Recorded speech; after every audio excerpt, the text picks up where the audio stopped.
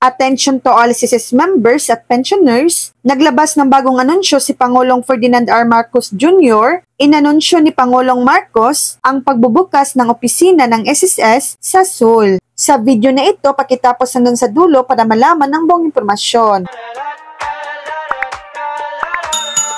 Inanunsyo ni Pangulong Ferdinand R. Marcos Jr. noong Huwebes ang pagbubukas ng tanggapan ng Social Security System or SSS sa Seoul, Republic of Korea na tinitiyak sa mga overseas Filipino workers or OFWs na ang mga serbisyo ng gobyerno ay maabot nila saan man sila naroroon. Dagdag pa rito, sinabi ni Pangulong Marcos na gagawin ng Department of Foreign Affairs or DFA ang lahat ng kinakailangang paghahanda sa pagbubukas ng konsulado sa Busan na ilulunsad sa susunod na taon. Ang bagong konsulado ay magsisilbi sa mga Pilipino sa Busan, Ulsan at Gimhae. Dumating si Pangulong Marcos sa Republika ng Korea upang samahan ang mga kapwa-leader ng mundo sa 32nd Asia-Pacific Economic Cooperation or APEC Economic Leaders Meeting at mga kaugnay na aktibidad sa Gyeongju. So panoorin natin ang inanunsyo ni Pangulong Ferdinand R. Marcos Jr.